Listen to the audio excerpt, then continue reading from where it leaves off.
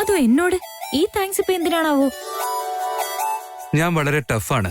എന്നിട്ടും ഈ സിറ്റുവേഷൻ എങ്ങനെ ഹാൻഡിൽ ചെയ്യുന്നുള്ള വിശ്വാസം എന്റെ വീട്ടുകാർക്ക് പോലും ഇല്ല. പക്ഷെ നീ മാത്രം എന്റെ കൂടെ നിന്നത്. അതെന്താ സത്യമല്ലേ വേദാന്ത്? അതാണ്. പക്ഷെ അത് മുഴുവനും സത്യമല്ല. എനിക്കിഷ്ടപ്പെട്ടവർക്ക് എന്തെങ്കിലും സംഭവിച്ചാ അത് താങ്ങാനുള്ള ശക്തിയൊന്നും എനിക്കില്ല. അത് ആലോചിക്കുമ്പോ എന്റെ ധൈര്യമൊക്കെ പോവും. ഞാൻ പാനിക്കാവും. ഒരു സൊല്യൂഷൻ ഈ സിറ്റുവേഷൻസിലൊന്നും എനിക്ക് കണ്ടുപിടിക്കാൻ പറ്റില്ല. വിക്രാന്തിന് ആക്സിഡന്റ് ആയപ്പോ ഞാൻ അതേ അവസ്ഥയിലായിരുന്നു. പക്ഷെ ആ സാഹചര്യത്തിൽ ഞാൻ പിടിച്ചു നിന്നത് നീ കാരണമാ.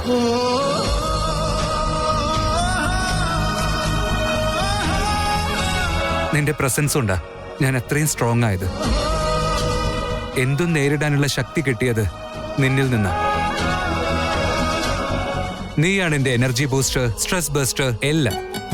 വേദാന്ത്, ഞാൻ സ്പെഷ്യൽ ആയിട്ട് ഒന്നും ചെയ്തിട്ടില്ല. നിനക്ക് ധൈര്യം നൽകാൻ വേണ്ടി ഞാൻ അത്രയ്ക്ക് വലിയ ആളൊന്നും അല്ല. അല്ല മൂല്യ, ഞാൻ സത്യമാണോ പറഞ്ഞത്? എന്റെ ലൈഫിൽ നിന്റെ പ്രസൻസ് എത്ര ഇമ്പോർട്ടന്റ് ആണെന്ന് എനിക്ക് നന്നായിട്ട് അറിയാം. ആദ്യമൊന്നും എനിക്ക് പെൺകുട്ടികളെ ഇഷ്ടമല്ലായിരുന്നു. പക്ഷെ ഇപ്പോ ഈ പെൺകുട്ടി എന്റെ ജീവിതം മാറ്റിമറിച്ചു. നീ ഉണ്ടെങ്കിലേ ഞാൻ കംപ്ലീറ്റ് ആവൂ. നീ ഇല്ലാത്തൊരു ലൈഫ് എനിക്ക് ചിന്തിക്കാൻ പറ്റില്ല. അമൂല്യ, എന്റെ ലൈഫിൽ എന്ത് കാര്യം വേണമെങ്കിലും ഞാൻ ഉപേക്ഷിക്കും. എന്റെ ജീവൻ തന്നെ ഉപേക്ഷിക്കാനും എനിക്ക് പ്രശ്നമില്ല. പക്ഷെ എന്റെ ജീവിതത്തിൽ നിന്ന് നിന്നെ വിട്ടുകളയാൻ എനിക്ക് പറ്റില്ല. അത് നിനക്കും അറിയില്ലേ? നീ എപ്പോഴും എന്റെ കൂടെ തന്നെ ഉണ്ടാവില്ലേ? ഹേ കള്ളച്ചെറുക്ക, നീ എന്താ ഇങ്ങനെയൊക്കെ സംസാരിക്കുന്നേ? ഞാൻ നിന്നെ വിട്ട് എവിടെ പോവാനാ? ഞാൻ എപ്പോഴും നിന്റെ കൂടെ തന്നെ ഉണ്ടാവും.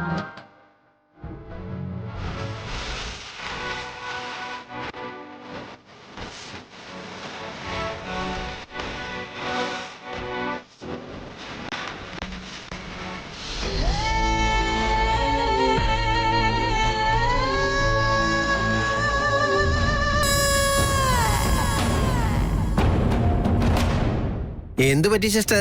തലയിൽ ഐസും പിടിച്ചിരിക്കുന്ന എന്തിനാ? തലവേന വല്ലതും ഉണ്ടോ?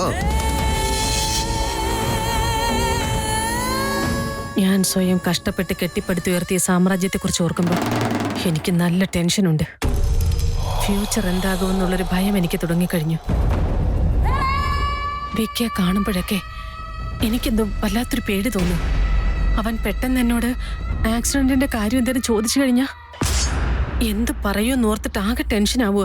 അയ്യോ ചേച്ചി, ഇങ്ങനെ അതും ഇതും ആലോചിച്ച് തല പോയിക്കാനൊന്നും നിൽക്കണ്ട.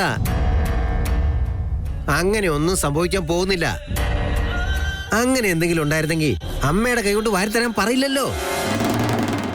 മനസ്സിൽ വെറുപ്പും ദേഷ്യമൊക്കെ ഉണ്ടെങ്കിൽ അങ്ങനെ ആർക്കും പറയാൻ പറ്റില്ല. ഞാനൊരു ക്രിമിനൽ ബുദ്ധി ഉള്ളവളായതുകൊണ്ട് എന്ത് കണ്ടാലും ആ വഴിക്ക് എനിക്ക് ചിന്തിക്കാൻ പറ്റും. വിക്കി എനിക്കെതിരെ എന്തോ പ്ലാൻ ചെയ്യുന്നതായിട്ട് എനിക്ക് തോന്നുന്നത്. അവൻ എന്നോട് ആഹാരം വാരിത്തരാൻ പറഞ്ഞതൊക്കെ ശരിയാ.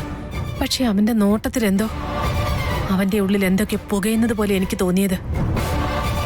അവന്റെ നോട്ടം കണ്ട് ഞാൻ പേടിച്ചൊന്ന് മനസ്സിലായപ്പോ തന്നെ അവൻ നോർമലായിട്ട് എന്നോട് ബിഹേവ് ചെയ്യാൻ തുടങ്ങി. ഇതൊക്കെ ചേച്ചിയുടെ തോന്നല് മാത്രാ. ഇങ്ങനെ ഒറ്റയ്ക്ക് കുത്തിരുന്ന് ഇത് മാത്രം ചിന്തിച്ചോണ്ടിരുന്നാലേ വട്ടായി പോകും. ഒന്നും സംഭവിക്കാൻ പോകുന്നില്ല. അവന്റെ കാര്യം ഒന്ന് വിട്ടേക്ക്.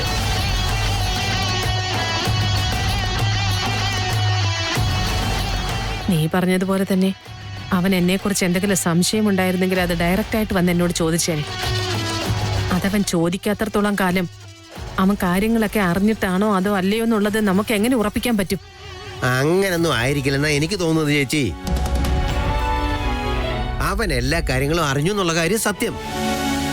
ചിലപ്പോ ആ ആക്സിഡന്റിന്റെ ഷോക്കില് അവനെല്ലാം മറന്നു പോയിട്ടുണ്ടെങ്കിലോ? ഇതെന്താ സിനിമയാണെന്നാണോ നീ വിചാരിച്ചത്? അതെന്റെ ഒരു സംശയമാണെന്നല്ലേ പറഞ്ഞത്. എനിക്കെന്താ അങ്ങനെ ഒരു ഡൗട്ട് വരാൻ പാടില്ല എന്ന് വല്ലതും ഉണ്ടോ? ഇപ്പൊ ഇതിനെപ്പറ്റി മാത്രം ചിന്തിച്ചോണ്ടിരിക്കാണ്ട് മുമ്പോട്ട് എന്ത് ചെയ്യാൻ പറ്റുമെന്ന് ആലോചിക്ക്. കൊള്ളാലോ പ്രഭാകര, നിനക്ക് നല്ല മാറ്റം വന്നിട്ടുണ്ടെന്ന് തോന്നുന്നു. നീ നല്ലതുപോലെ ചിന്തിച്ച് തന്നെയാ കാര്യങ്ങൾ പറയുന്നത്. ഞാൻ പണ്ട് മുതലേ എല്ലാം ശരിയായിട്ട് തന്നെയാ ചിന്തിച്ചോണ്ടിരുന്നത്. പക്ഷെ ചേച്ചിയാ അതൊന്നും സമ്മതിച്ചു തരാത്തത്. നോക്ക് പ്രഭാകര, നമുക്കങ്ങനെ വിക്കിയോട് പെട്ടെന്ന് പോയി കാര്യങ്ങൾ പറയാൻ പറ്റില്ല. നമ്മുടെ കയ്യിൽ പ്ലാൻ എയും പ്ലാൻ ബിയും എന്തായാലും ഉണ്ടായേ പറ്റൂ. അവൻ നമ്മുടെ കാര്യങ്ങളൊക്കെ മനസ്സിലാക്കിയെന്ന് നമ്മൾ അറിഞ്ഞു കഴിഞ്ഞാൽ അടുത്ത സ്റ്റെപ്പ് എന്തായിരിക്കണം എന്നുള്ളതിനെ കുറിച്ചൊരു ക്ലാരിറ്റി വേണം നമുക്ക്. സിസ്റ്റർ, എന്റെ കയ്യിൽ ഇതിനുള്ള പ്ലാൻ എപ്പോഴേ റെഡിയാണ്. അതിനി എന്താണാവോ?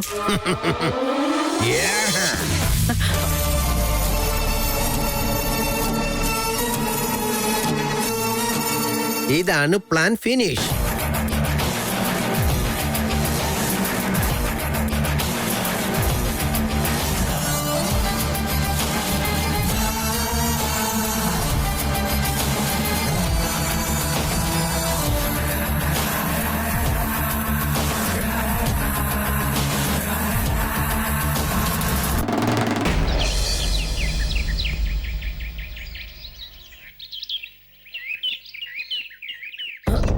അതെ, അമ്മു ഇതുവരെയും വീട്ടിലേക്ക് വന്നിട്ടില്ല.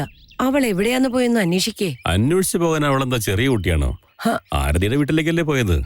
2 ദിവസം അവിടെ നിൽക്കുകയാണ്, നിൽക്കട്ടെ, അതിനിപ്പോ എന്താ? പക്ഷെ എനിക്കതെന്തോ ശരിയായി തോന്നുന്നില്ല. അതിനിപ്പോ എന്ത് തെറ്റാ പ്രവീൺ? അത് ആരതിയുടെ വീടാണെന്നുള്ള കാര്യം ശരിയാ. പക്ഷെ അവിടുള്ള മറ്റെല്ലാ ആൾക്കാരും വലിയ പണക്കാരാ. കുറച്ച് ദിവസങ്ങൾക്ക് മുമ്പ് നിങ്ങളുടെ അനിയത്തി ഈ വീട്ടിൽ വന്ന് എന്തൊക്കെയാ പറഞ്ഞെന്ന് മറന്നുപോയോ? ഇനി അതുപോലെ ഓരോന്ന് ഈ വീടിന്റെ മുന്നിൽ ആരെങ്കിലും വന്ന് പറയുമോന്നുള്ള കാര്യം എനിക്ക് പേടിയാ. നാട്ടുകാരുടെ വായൊന്നും മൂടിക്കെട്ടാൻ പറ്റില്ല. അങ്ങനെ നമുക്ക് ജീവിക്കാനും പറ്റില്ല. നമ്മൾ ആരാണെന്ന് എന്താണെന്ന് നമുക്കറിയില്ലേ. മറ്റുള്ളവരുടെ സർട്ടിഫിക്കറ്റ് ഒന്നും നമുക്ക് ആവശ്യമില്ല. അത് പറയുന്ന പോലെ അത്ര എളുപ്പമല്ല. ഈ ജനങ്ങളുടെ ഇടയിൽ ജീവിക്കാനുള്ള ആൾക്കാരാണ് നമ്മള്. ഇങ്ങനെയുള്ള ഒരു സമൂഹത്തിൽ പെൺകുട്ടികൾ വളരെ സൂക്ഷിച്ചാണ് ജീവിക്കേണ്ടത്. വിവാഹം കഴിയുന്നത് വരെ നാട്ടുകാരുടെ കണ്ണ് അവരുടെ മേലുണ്ടാവും. അതുകൊണ്ട് നമ്മുടെ അമ്മൂന് നല്ലൊരു വീട്ടിൽ നിന്ന് ഒരു കല്യാണം വരില്ലെന്ന് പേടി എനിക്കുണ്ട്. പെൺകുട്ടികളും ആൺകുട്ടികളും ഈ സമൂഹത്തിൽ ഒരുപോലെയാ. ദുഷ്പേര് 2 പേർക്കും വരും. അവർക്ക് ദുഷ്പേരുണ്ടാവുന്നത് അവരുടെ മാത്രം തെറ്റല്ല. നമ്മുടെ കുട്ടികളിൽ നമുക്ക് വിശ്വാസം വേണം. നമ്മുടെ മക്കളെ നീ നല്ല രീതിയിൽ തന്നെ വളർത്തിയിരിക്കുന്നേ പ്രമീ. ഒന്ന് ശ്രദ്ധ നമ്മുടെ മാറിയപ്പോ നിങ്ങളുടെ അനിയത്തി ഇവിടെ വന്ന് അപമാനിക്കുന്ന അവസ്ഥ പോലും ഉണ്ടായില്ലേ? തെറ്റ് സംഭവിച്ച ദൈവത്തിന്റെ മുന്നിൽ മാത്രമേ ഞാൻ തലകുനിക്കാറുള്ളൂ. നിങ്ങൾ ചെയ്യുന്നത് തെറ്റാണെന്ന് മറ്റാരെങ്കിലും പറഞ്ഞാൽ അത് കേട്ട് ഞാൻ അപമാനിതനാകാറില്ല. സ്വന്തം കുട്ടികളുടെ മേൽ നമുക്ക് തന്നെ ഒരു വിശ്വാസം ഉണ്ടായില്ലെങ്കിൽ സമൂഹം അവരെ വിശ്വസിക്കുന്നു തോന്നുന്നുണ്ടോ? കുട്ടികൾ എന്ത് ചെയ്യുമ്പോഴും നമ്മൾ അവരുടെ പിറകെ ഇങ്ങനെ നടന്ന അവരുടെ വ്യക്തിത്വം അവർക്ക് വളർത്തിയെടുക്കാൻ പറ്റില്ല. അമ്മ ഒരു ചെറിയ കുട്ടിയൊന്നുമല്ല, വിവരവും വിദ്യാഭ്യാസവും ഉണ്ട്. നീ വിചാരിക്കുന്ന പോലെ ഈ സമൂഹത്തിൽ അവൾ ജീവിക്കില്ല. ആവശ്യമില്ലാത്ത ചിന്തയൊന്നും വേണ്ട.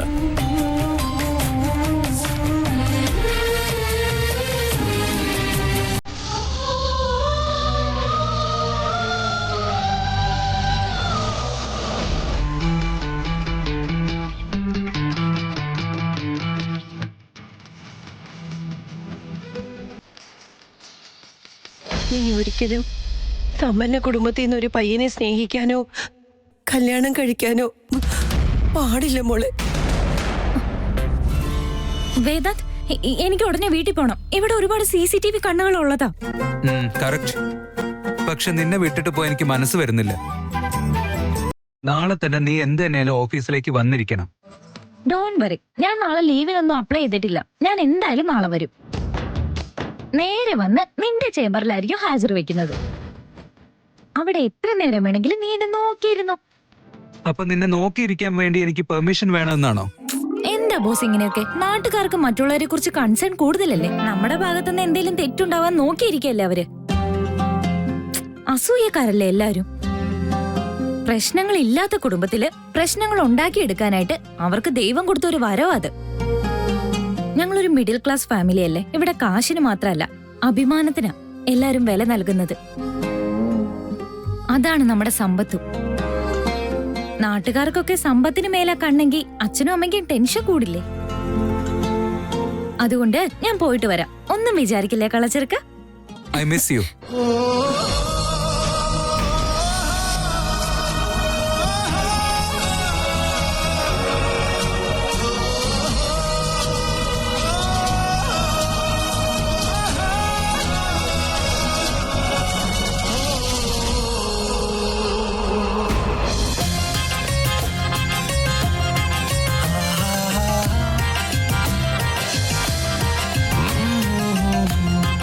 ഇതെന്ന് അമൂല്യയുടെ കൈകളിലേക്ക് ഇടുന്നോ അന്നേ ഇനി എല്ലാത്തിനും ഒരു പരിഹാരം കിട്ടും.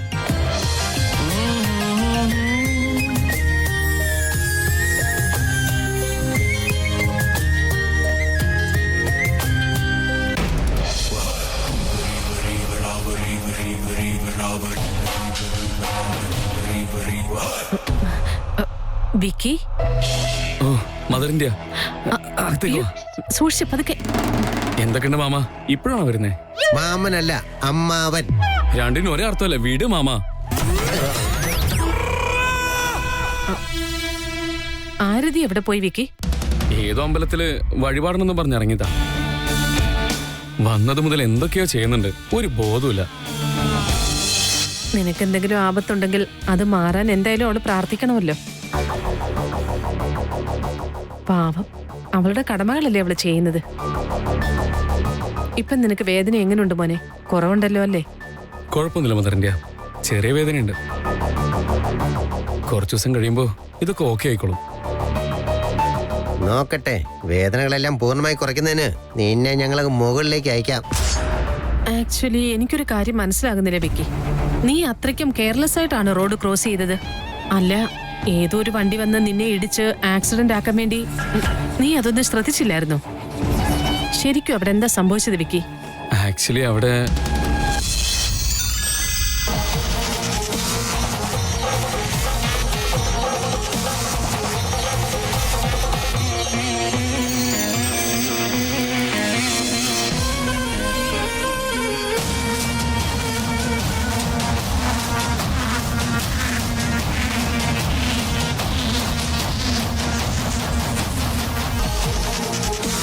എത്രയും പെട്ടെന്ന് നിങ്ങളെ കണ്ട് സംസാരിക്കാൻ വരുമായിരുന്നു മദറിന്റെ. ആക്സിഡന്റ് നടക്കുന്നതിന് കുറച്ചു മുമ്പ് എന്തൊക്കെയാ സംഭവിച്ചെന്ന് കേട്ട് കഴിഞ്ഞാലുണ്ടല്ലോ അമ്മ ഷോക്കായി പോവും.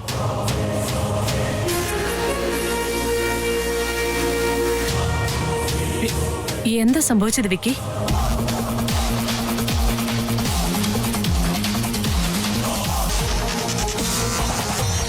ഹലോ മിസ്റ്റർ ശ്രീധർ മധുസൂദൻ, ഇന്ന് രാത്രി ഞാൻ പറയുന്ന സമയത്ത്, ഞാൻ പറയുന്ന സ്ഥലത്ത്, ഞാൻ ചോദിച്ച എമൗണ്ടുമായി നിങ്ങൾ എത്തിയേ പറ്റൂ.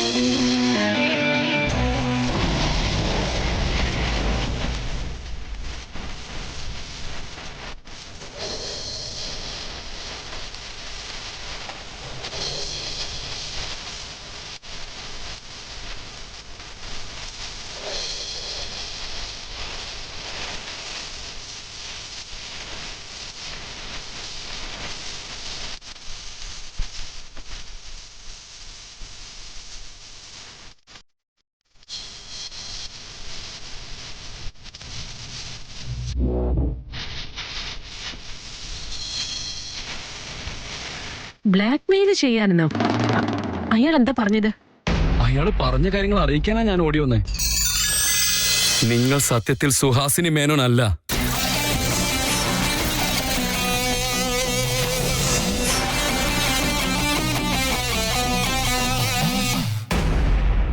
മോറോവർ, നിങ്ങൾ എന്റെയോ ചേട്ടന്റെയോ യഥാർത്ഥ അമ്മയല്ല.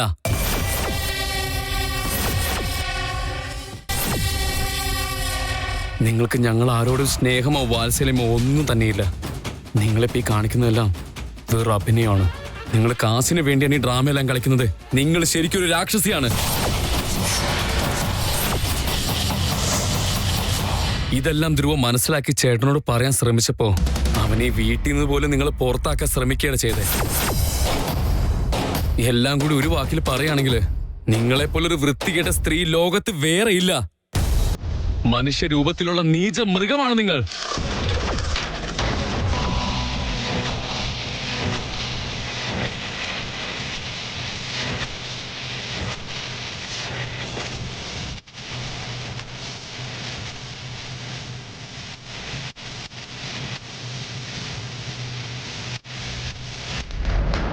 ഇവനിപ്പോ എല്ലാം മനസ്സിലാക്കിയ സ്ഥിതിക്ക് മറ്റാരെങ്കിലും അറിയുന്നതിന് മുമ്പ് ഇവനെ തീർത്തേ പറ്റൂ.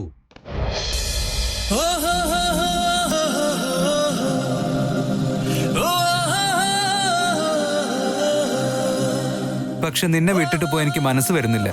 നാളെ തന്നെ നീ എന്ത് തന്നെയാലും ഓഫീസിലേക്ക് വന്നിരിക്കണം. I miss U.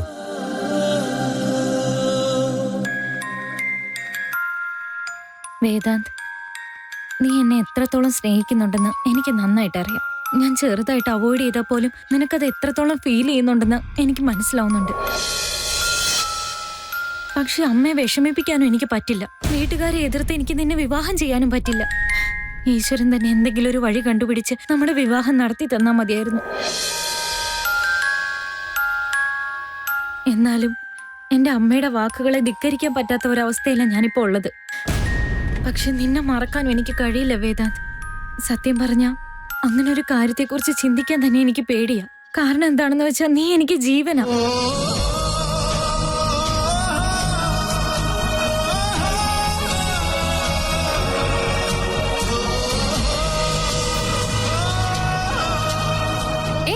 എടി എന്താ വായാടി, നീ എന്താ ഇങ്ങനെ ഇരിക്കുന്നെ? എന്താ പ്രശ്നം? ഒന്നുമില്ല.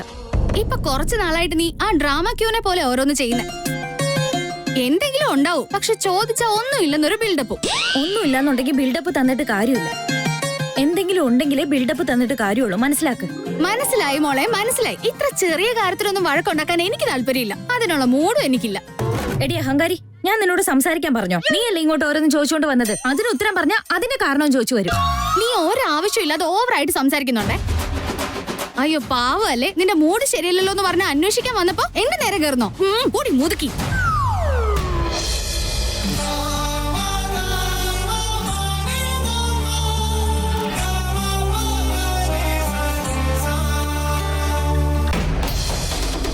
ഇങ്ങനെയൊക്കെയാണ് ആ ബ്ലാക്ക് മെയിലർ എന്നോട് പറഞ്ഞത് മദർ ഇന്ത്യ. പക്ഷെ എനിക്കതൊക്കെ കേട്ടപ്പോ മറ്റൊരു കാര്യം ഓർമ്മ വന്നേ. മറ്റെന്ത് കാര്യമാണ് നിനക്ക് തോന്നിയത് വിക്കി? അയാള് പറഞ്ഞതൊക്കെ നീ വിശ്വസിച്ചെന്നാണോ വിക്കി? ഞാൻ അങ്ങനെയൊക്കെ ചെയ്യുമെന്ന് നിനക്ക് തോന്നുന്നുണ്ടോ? അതിനർത്ഥം ഞാനൊരു ദുഷ്ടയാണെന്നാണോ വിക്കി? അമ്മ എന്തൊക്കെയാ പറയുന്നേ? സ്വന്തം അമ്മ ഒരു രാക്ഷസിയാണ്, മൃഗമാണെന്നൊക്കെ ആരെങ്കിലൊക്കെ പറഞ്ഞു കഴിഞ്ഞാൽ അത് ഞാൻ വിശ്വസിക്കുന്നു തോന്നുന്നുണ്ടോ?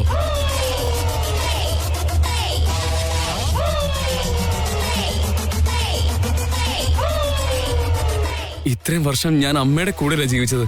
അമ്മയുടെ മടി കിടന്നല്ല ഞാൻ വളർന്നത്. അങ്ങനെ ആരെങ്കിലും എന്തെങ്കിലുമൊക്കെ ഒന്ന് പറഞ്ഞു കഴിഞ്ഞാൽ ഞാൻ അത് വിശ്വസിക്കുന്നു തോന്നുന്നുണ്ടോ അമ്മേ?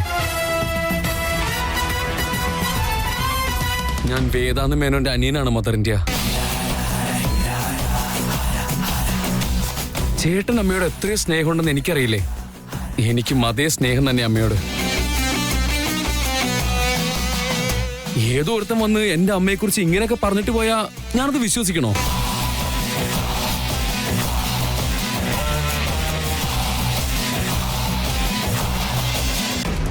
സത്യമാണോ വിക്കി? അയാൾ അത്രയൊക്കെ പറഞ്ഞിട്ട് പോലും ആ കാര്യങ്ങളൊന്നും നീ വിശ്വസിക്കുന്നേ ഇല്ലെന്നാണോ? ഞാൻ കുറച്ച് ഹൈപ്പർ ആക്റ്റീവ് ആണ്, അത് സത്യ. എടുത്തുചാട്ടക്കാരനാണ്, അത് സത്യ. കുറച്ച് ആവേശം കൂടുതലാണ്, അത് സത്യ. പക്ഷേ ഞാനൊരു പൊട്ടനല്ല മദർ ഇന്ത്യ. ഒരിക്കലും ഞാനൊരു ഇഡിയറ്റേ അല്ല. ആ ബ്ലാക്ക് മെയിലർ വന്ന് പറഞ്ഞൊന്നും ഞാൻ അങ്ങനെ വിഴുങ്ങാൻ പോകുന്നേയില്ല.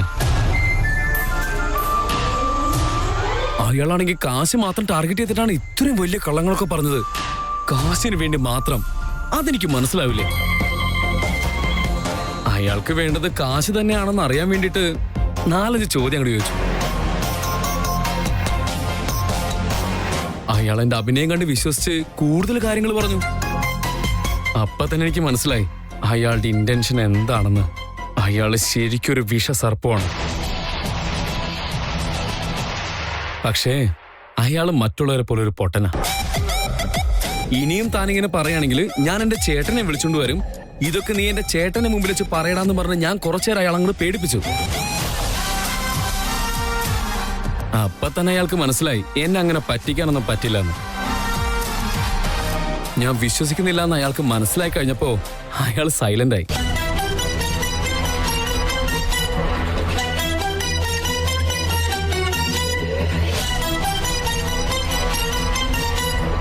താങ്ക്സ് മോനെ വിക്കി. ഇത്രയും കാലം നിങ്ങളെയൊക്കെ നോക്കി വളർത്തിയതിനുള്ള ഫലം എനിക്കിപ്പോഴാ കിട്ടിയത്. എന്റെ മക്കളെ കുറിച്ച് ഓർത്ത് എനിക്ക് അഭിമാനമുണ്ട്. എന്നോട് നിനക്കൊരു ദേഷ്യവും ഇല്ലല്ലോ അല്ലേ? സ്വന്തം അമ്മയോട് ദേഷ്യം കൊണ്ട് നടന്നാല് ആ ഈശ്വരൻ എന്നോട് ക്ഷമിക്കുന്നു തോന്നുന്നുണ്ടോ മദർ ഇന്ത്യ? സ്വന്തം അമ്മയെ പോലും സംശയിച്ച് ജീവിക്കുന്ന ഒരു വൃത്തികെട്ട മകനല്ല അമ്മേ ഞാൻ. നീ പറഞ്ഞതൊക്കെ കേൾക്കുമ്പോ തിരിച്ചു പറയാനുള്ള വാക്കുകൾ എനിക്ക് കിട്ടുന്നില്ല വിക്കി. നീ ഇതിനെക്കുറിച്ചൊക്കെ വേദാന്തിനോട് സംസാരിച്ചിരുന്നു? അയ്യേ, ഇതുപോലെ ആവശ്യമില്ലാത്ത കാര്യങ്ങളൊക്കെ പറഞ്ഞ് ചേട്ടനെ വെറുതെ ഇറിറ്റേറ്റ് ചെയ്യുന്നേ, അതുകൊണ്ട് പറയണ്ടെന്ന് വെച്ചു. അതുകൊണ്ട് ഞാനിതൊന്നും ചേട്ടനോട് പറയാനേ പോകുന്നില്ല. മദർ ഇന്ത്യ പറഞ്ഞത് ഓർമ്മയുണ്ടല്ലോ, ചേട്ടനോട് വെറുതെ ആവശ്യമില്ലാത്തതൊന്നും പറയാൻ നിൽക്കരുത്. ചേട്ടന് ഇതൊന്നും താങ്ങാൻ പറ്റില്ല. താങ്ക്സ് മോനെ വിക്കി. താങ്ക്സ് ഒക്കെ എന്തിനാ മദർ ഇന്ത്യ? എനിക്കൊരു ഹെൽപ്പ് ചെയ്യാം അമ്മേ. അമ്മയുടെ മടിയിൽ കിടക്കണം എനിക്കൊരാഗ്രഹം. അയ്യോ, നീ എന്തിനാ ഇങ്ങനെ ഫോർമലായിട്ടൊക്കെ എന്നോട് സംസാരിക്കുന്നേ? കിടക്ക. അങ്ങനെ